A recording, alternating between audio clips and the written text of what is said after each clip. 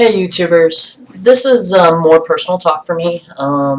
I do identify myself as a out gay male.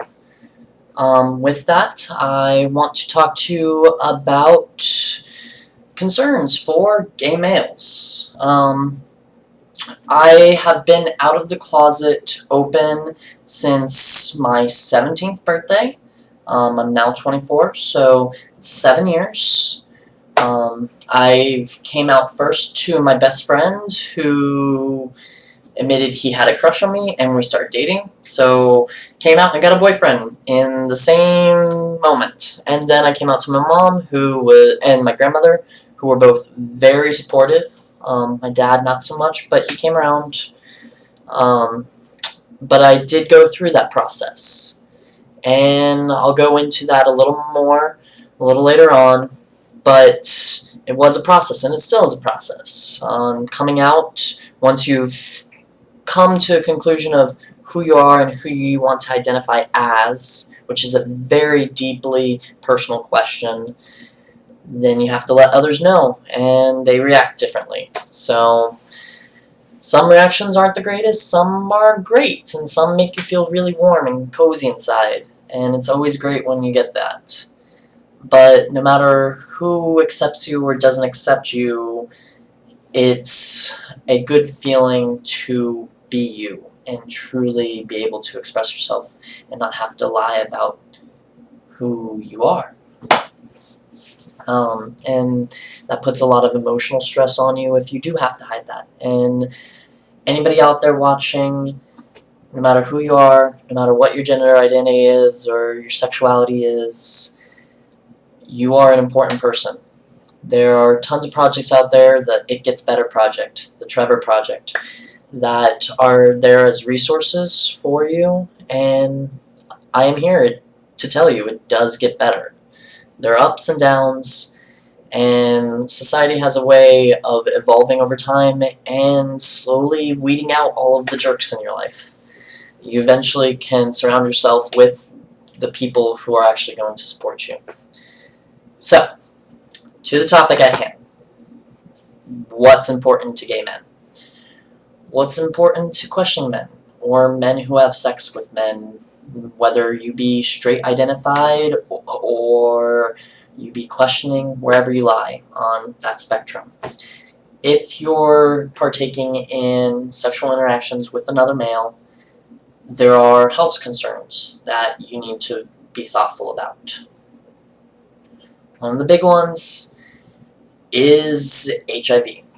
And there's been a lot of research out there, and a lot of things have been happening that are working on coming up with a cure, coming up with ways of treating it, but there isn't one yet. And I say yet with being the scientist that I am, knowing that one day there will be. But we have to take preventative measures. So, number one best way to not get an STD is abstinence. That being said, STDs, STIs, as sexually transmitted infections, is how I should be referring to them, can be received when you're still a virgin, when you haven't had any sexual interactions. One of the most common STDs is HPV, human papillomavirus, which you can just get from touching skin to skin of infected areas. So you can get that from kissing or from touching the arm of somebody who has it. It's a thing. Very rare to transfer into those areas, but you can get them. And you can get herpes simplex, or you can get hepatitis from injections and from tattoos. They exist. There are other ways of getting STIs than actual sex. So, just being abstinent isn't even 100% way to not get an STI. But it's close. And it is the best way out there. Now, again, I'm not a proponent of abstinence-only education. It's just one method out there to protect yourself from well, being heterosexual or homosexual males, you don't need to worry about pregnancy. It's kind of a great thing about being a homosexual male. To the flag, homosexual males. But you do have to worry about STIs, and you do have to worry about doing physical damage to any type of orifice that you're putting things in. So, number one, if you are having contact with bodily fluids, you need to be using some type of barrier. Most common barrier is a condom. There are dental dams for oral sex, which also help prevent things like herpes. But you can still get that if you touch any type of area, skin-to-skin contact, not necessarily bodily fluid contact. So if you're still touching areas, it's still possible to transmit. HIV, though, is only transmitted via bodily fluid to bodily fluid. That's blood-to-blood contact, semen-to-blood contact, vaginal fluids to blood contact, etc. So you can get it from injections, you can get it from unprotected sex. Now, condoms are only 95% effective as in barrier. 5% of them do fail. Now, how do you know if a condom is going to work for you? First things first, check the expiration date of it. When you buy a condom, look at it. See that it has no holes, no tears, nothing in the packaging.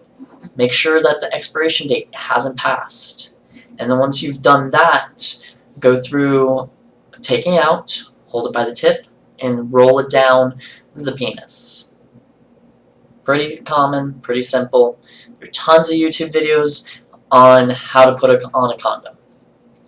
I personally recommend, if you're not sexually active yet, or even if you are and you don't know what condom feels right, to actually buy a variety pack. They have them out there. And try jacking off with them. Feel which one feels right, which one fits you right. There's different sizes. Not everyone else is a Magnum. Sorry guys, we just aren't. Not everyone has this huge penis. They come in multiple sizes, and that's the great thing. That's why they're so fun. But you need to make sure you have the right protection for your equipment. Okay, so we've used a barrier. We're having sex. How are we having sex? Most people, when they think of gay sex, they automatically go to anal penetration, which is a thing, and it is completely acceptable, and it's common. But it's not the only way to have sex. There are a lot of gay men who never have penetrative sex, be they top or bottoms. Tops being the one penetrating someone, bottoms being the one being penetrated. There's something called frottage. It's a French word meaning rubbing. It is when you just rub your penises together. Or there's mutual masturbation. There's oral sex. There's foreplay stimulation of other areas, whether they be nipples, neck, ears, whatever feels great to you.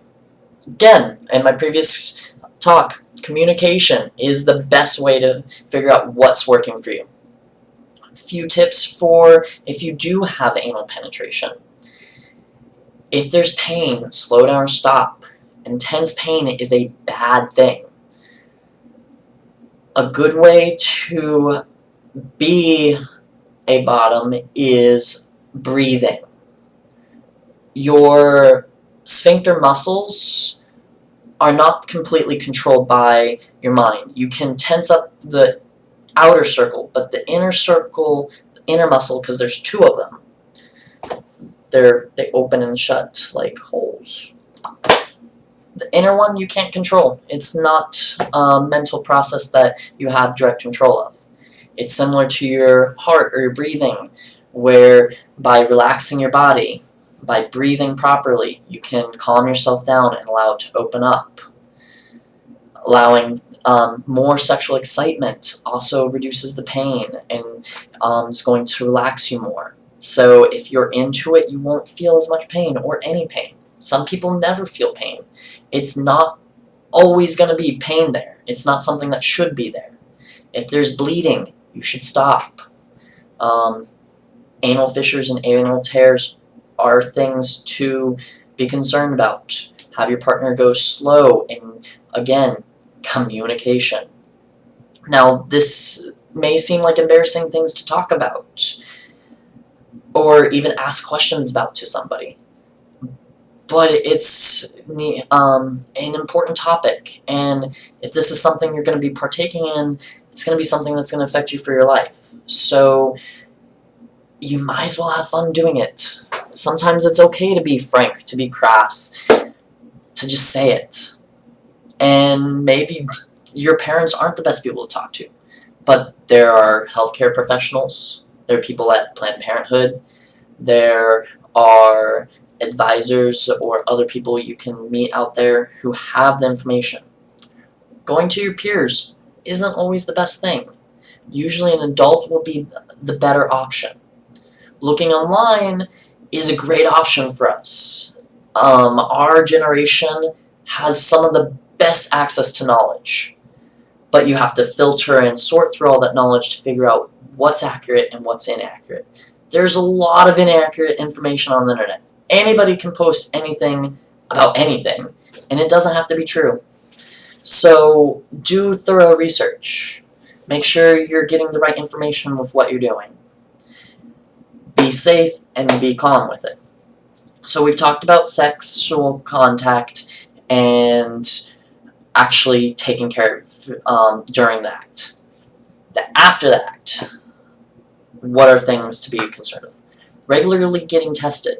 I get tested every 6 months and between any sexual partner. So if I have a partner every 3 months, I'm getting tested every 3 months. Now I've been with the same partner for many years now, but I still get tested every 6 months. Even though I'm in a long-term relationship, it's important to get tested. And not just for HIV. There are tons of other STDs out there that you need to get tested for.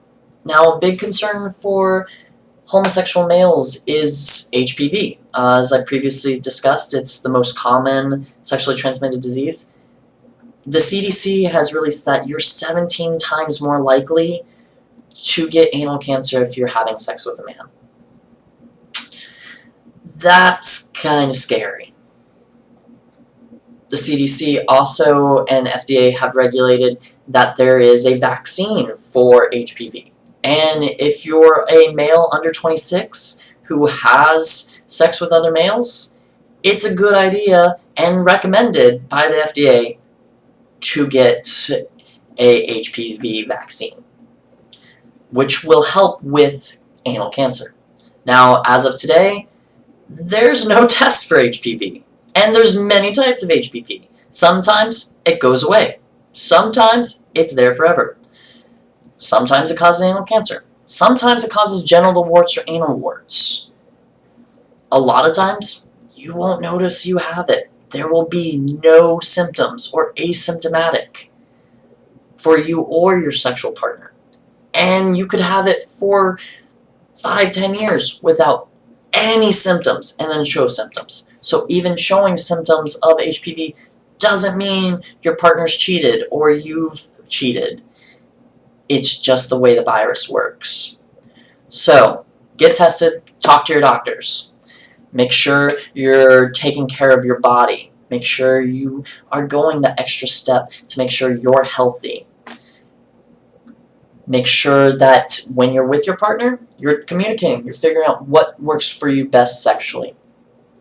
And once you've defined yourself as your identity, realize that it is fluid, so it can change, and that it's who you are, but not everyone's business necessarily.